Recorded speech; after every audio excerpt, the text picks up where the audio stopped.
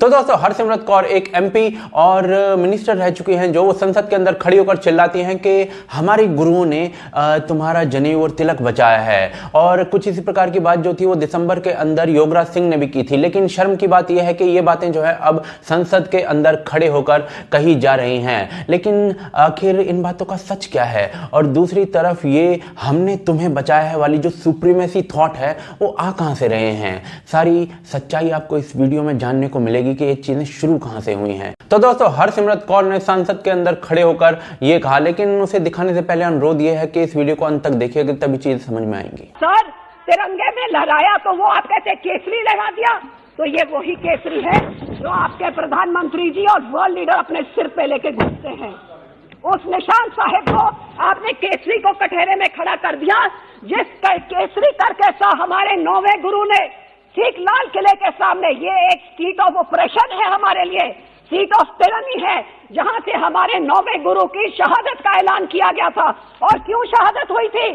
आपके जनेऊ और तिलक को बचाने के लिए हमारे गुरु ने शहादत दी।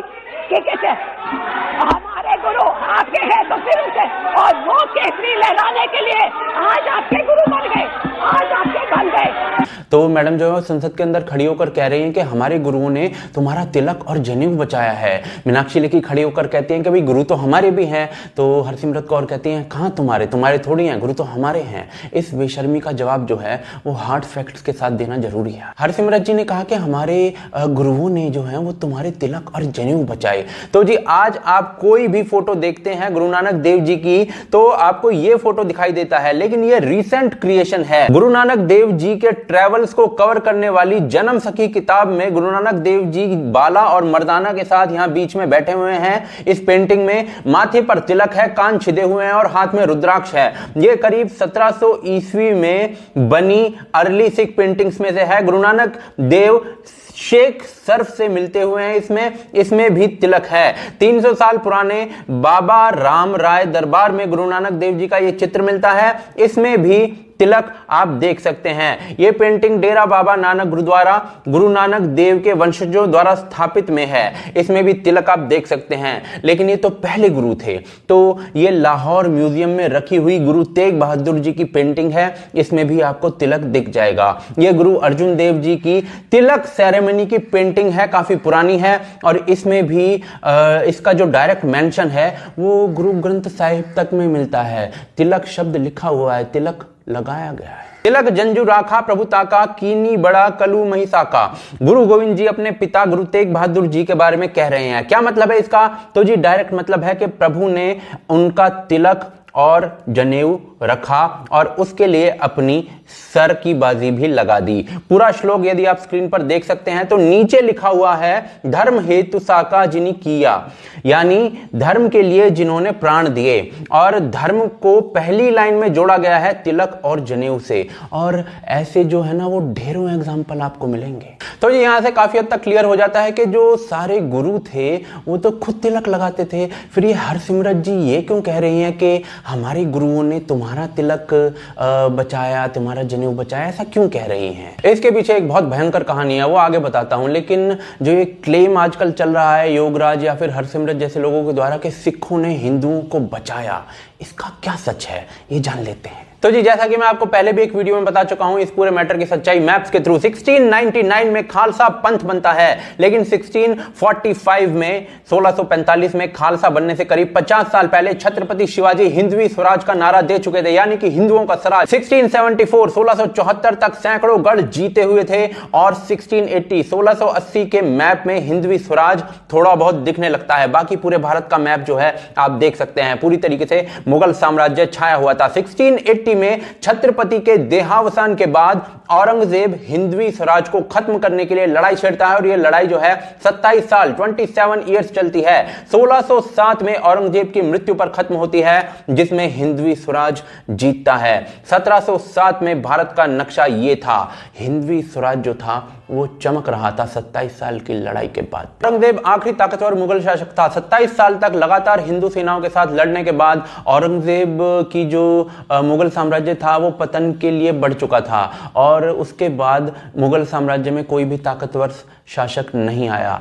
1708 में पहली बार बंदा सिंह बहादुर, जो कि एक डोगरा राजपूत थे, उन्होंने सिख साम्राज्य की नींव डाली थी। 1740 तक भारत का मैप ये था। भगवा कहां तक पहुंच चुका था आप देख सकते हैं। इवन मुगल शासक भी इसी साम्राज्य के कहने पर चुने जाते थे दयापूर्वक। 1759 में भारत का मैप ये था। मुगल शासन सिर्फ जो था वो हिंदवी स्वराज के दया पर नाम मात्र के लिए था। कोई भी लाल किले पर जाकर उस समय घंटी बजा आता था। बताने का पॉइंट ये कि लड़ाई मुश्किल औरंगजेब से थी, उसे हिंदवी स्वराज ने हराया था। लड़ाई सबने लड़ी है, योगदान सबका है। तो ऐसी कंडीशन में ये हमने तुम्हें बचाया वाला जो बकवास पॉइंट है, ये मुझे समझ में नहीं आता कहां से आ जाता है, जबकि जो हिस्ट्री है वो इसका उलट दिखा रही है। ये मैप देखकर आप समझ लीजिए। अभी तुम्हारी औरतें टके टके में बिकती थी, हमने बचाकर लाते थे, इसका सच जरा जान लेते हैं। इसके लिए हमें 1757 से लेकर 1757 से 1761 के कुछ इवेंट्स जानने पड़ेंगे।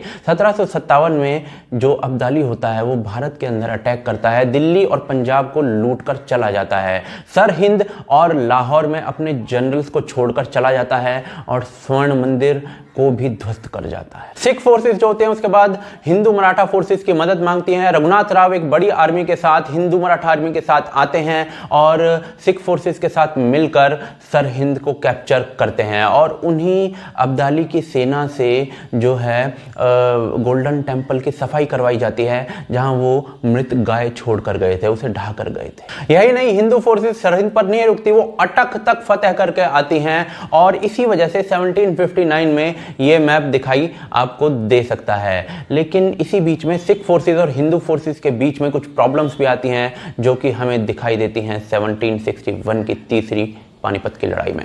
यह लड़ाई अब्दाली जो है दिल्ली आकर लड़ रहा था और एक्चुअल लड़ाई जो होती है पानीपत में होती है। हिंदू मराठा फोर्सेस इसमें इकलौती फोर्सेस ऐसी होती हैं जो भारत की तरफ से लड़ रही होती हैं। पड़ोस में ही सिख फोर्सेस होती हैं लेकिन वो मदद के लिए नहीं आती हैं। इसके कई कारण हो सकते हैं, इसमें ब्लेम की कोई बात नहीं है। इसके कारण ये भी हो सकते हैं कि भाई जो सिख साम्राज्य था उसके अंदर करीब करीब 1 दर्जन मिसल्स थे, छोटे छोटे से राज्य थे, हर राज्य का एक राजा था और वो अपनी चलाता था। शायद इस वजह से हेल्प ना हो पाई हो, लेकिन हेल्प नहीं हुई थी ये बात पक्की है। हिंदू मराठा लड़ाई हारते हैं और मारे जाते हैं। हिंदू स्त्रियां जो होती हैं उनको कैप्चर कर लिया जाता है और उसके बाद जस्सा सिंह आहलूवालिया जो होते हैं वो करीब 2200 हिंदू स्त्रियों को अब्दाली के कब्जे से छुड़वाते हैं और यहाँ से ये आर्गुमेंट जन्म लेता है कि हमने तुम्हारी औरतों को बचाया। लेकिन आपकी जानकारी के लिए बताऊं कि राजा सूरजमल जो थे, जो कि जाट राजा थे, उन्होंने इससे भी ज़्यादा स्त्रियों को बचाया था जो कि हिंदू स्त्रियां थी। आज तक वहाँ से ऐसा आर्गुमेंट मैंने नहीं सुना है। दूसरी तरफ भारत के अंदर हो रही थी लड़ाई, उसमें आपने पार्ट नहीं लिया और उसमें जो स्त्रियां बचाई गई हैं उसका आप एहसान जता रहे हैं। आपको शर्म आनी चाहिए योगराज जी और हरसिमरत जी। मीनवाइल 1761 में हिंदू फोर्सेज हार तो जरूर गई थी, लेकिन अब्दाली को ऐसा मजा चखाया था कि वो कभी उठ के फिर से वापस भारत नहीं आया था, मोड़ के भी नहीं देखा था उसने। और महादजी सिंधिया के नेतृत्व में अगले कुछ सालों में यानी कि 1770 तक जो हारा हुआ एरिया था ना वो दोबारा से जीत लिया गया था। तो जी पूरे भारत से मुगल साम्राज्य को उखाड़कर फेंकने वाली कम्युनिटी को आपने कैसे बचाया हरसिमरत जी और योगराज जी, ये जरा बता दीजिए। लेकिन सवाल ये आता है कि भाई इतना कन्विंस होकर, इतना कन्विंसिंगली ये आर्गुमेंट दे कैसे देते हैं ये लोग। तो उसके लिए हमें 1900 के करीब में क्या हुआ था वो जानना पड़ेगा। लेकिन उससे पहले ये जान लेते हैं कि बैटल ऑफ रोहिल्ला और बैटल ऑफ अटक में क्या हुआ था। Battle of Rohilla Sikh history की पहली लड़ाई गुरु हरगोविंद जी के नेतृत्व में लड़ी गई। लड़ने वाला जनरल कौन था? राव मदन राठौर, एक हिंदू राजपूत। इसके बाद राजा रणजीत सिंह, अंतिम सिख शासक। ये राजा तब बन पाए जब पहली बड़ी बैटल जीते, जो थी बैटल ऑफ अटक, जिसे मोहकाम चंद ने जीता था। राजा रणजीत सिंह जो थे उनके 2 मेन जनरल्स थे, एक थे मोहकाम चंद और दूसरे थे हरि सिंह नालवा। हरि सिंह नालवा को तो सब जानते हैं और मोहकाम चंद को कितने सिख जानते हैं ये जरा बता दीजिए मुझे। और इसी के आंसर में सच छुपा हुआ है। वीडियो के शुरू में मैंने आपको बताया था कि किस प्रकार से सिख गुरु जो थे वो खुद तिलक यूज करते थे, लेकिन 1900 के करीब में अचानक से गुरु नानक देव जी की ये तस्वीरें जो थी वो सामने आने लगी थी जिसमें कोई भी तिलक का प्रयोग नहीं किया गया है। तो ये कैसे हुआ था? तो जी 1870 के करीब में क्या था कि अंग्रेजों के अंडर थे हम, तो पंजाब के अंदर क्रिश्चियन मिशनरी जो थे वो बड़े स्तर पर हिंदुओं और सिखों का धर्म परिवर्तन करवा रहे थे, और इसके जवाब में आर्य समाज जो था उसने शुद्धि मूवमेंट चलाना शुरू किया था, जिसमें जो वो सिखों और हिंदुओं को जो कन्वर्टेड हो चुके थे या फिर वैसे भी थे उनको आर्य बनाने लगे थे। सिखों के लिए उस समय वेद पढ़ना, हवन करना या फिर जो तिलक लगाना है वो कॉमन होता था। पहली जो राम मंदिर की एफआईआर है वो निहंग सिखों पर की गई थी। दूसरी तरफ उदासी मूवमेंट के जो ग्रंथी होते थे वो गुरुद्वारों में ग्रंथी बनकर बैठते थे और वो मूर्ति पूजक तक होते थे, तिलक भी लगाते थे। इवन जो निर्मला अखाड़ा है उसके जो सिख हैं वो तो आज भी कुंभ जा रहे हैं। अब इन सब चीजों के बीच में सिंह सभा बनती है, तत् खालसा बनता है। ये लोग अंग्रेजों के करीबी माने जाते हैं। धीरे धीरे करके ये सिख आइडेंटिटी क्या है वो क्रिएट करते हैं। आइडल वर्शिप नहीं कर सकते, 5K यूज करने जरूरी है, उसके बिना सिख नहीं हो सकते। उदासी मूवमेंट के ग्रंथी धीरे धीरे गुरुद्वारों से निकाले जाने लगते हैं। 1905 में हरि मंदिर साहिब से देवी की मूर्तियां निकाल दी जाती हैं। सिख और हिंदू मिलकर इसका विरोध करते हैं। ये मूर्तियां आज भी दुर्गयाना मंदिर में रखी हुई हैं, जबकि गोल्डन टेंपल का नाम हरि मंदिर यानी विष्णु मंदिर क्यों है ये आप खुद सोचकर देखिए। 1920 तक सारे गुरुद्वारों से उदासी ग्रंथी जो थे वो निकाले जा चुके थे और तत् खालसा तब तक एक मॉडल कोड ऑफ कंडक्ट स्थापित कर चुका था एक अपनी अलग सिख आइडेंटिटी के लिए। मेरे ख्याल से यदि आप एक अलग आइडेंटिटी चाहते हैं तो इसमें कोई बुरी बात नहीं है। यह आपकी अपनी मर्जी है कि आपको अलग आइडेंटिटी चाहिए या सेम आइडेंटिटी चाहिए, लेकिन इसके लिए झूठ का प्रयोग कितना सही है वो मुझे समझ में नहीं आता। 1925 में तत् खालसा और जो अन्य ग्रुप थे उन्होंने जो शिरोमणि गुरुद्वारा प्रबंधक कमेटी के जो गुरुद्वारों के सारे कंट्रोल थे वो ब्रिटिशर से ले लिया, और तब से लेकर अब तक वही मॉडल कोड ऑफ कंडक्ट चलता आ रहा है, जिसके अनुसार भगत सिंह के जो दादाजी थे वो सिख नहीं है, क्योंकि भाई वो तो हवन भी करते थे, वो तो तिलक भी लगाते थे, वो तो जनेऊ भी पहनते थे। और दूसरी तरफ जो है गुरु नानक देव जी की तस्वीरें ऐसी हो गई हैं उसी मॉडल कोड ऑफ कंडक्ट के जरिए, पुरानी तस्वीरें आजकल दिखने को ही नहीं मिलती हैं। और तीसरी तरफ मोखाम चंद को कोई नहीं जानता उसी मॉडल कोड ऑफ कंडक्ट के जरिए, लेकिन हरि सिंह नलवा को सब जानते हैं। इसी सोच ने हमने तुम्हारी औरतों को बचाया वाली सुप्रीमेसी को जन्म दिया है, और इन्हीं अकालियों का 1925 से लेकर आज तक जो गुरुद्वारे हैं उन पर कब्जा है। जो उदासी ग्रंथी थे उनको निकालने के बाद ये वही उदासी ग्रंथी थे जिसकी शुरुआत जो है वो खुद गुरु नानक देव जी के बेटे ने की थी, और आज जो है ये अकाली उन्हें सिख ही नहीं मानते हैं। उनके मंदिर आज भी इस प्रकार से दिखते हैं उदासियों के।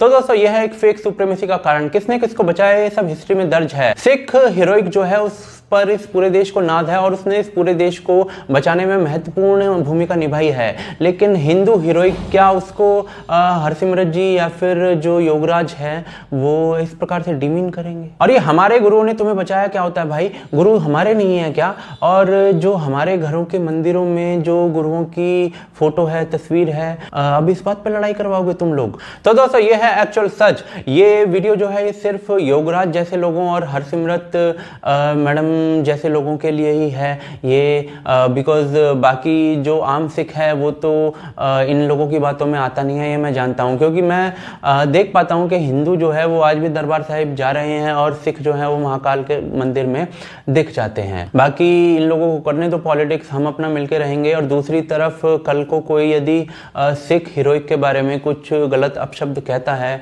तो मेरी जो आवाज है आज जैसी उठी है उससे भी ज्यादा तेज उठेगी। लेकिन भारत की जनता इस वीडियो के बारे में क्या सोचती है और इस सारी कहानी के बारे में क्या सोचती है आप हमें बता सकते हैं।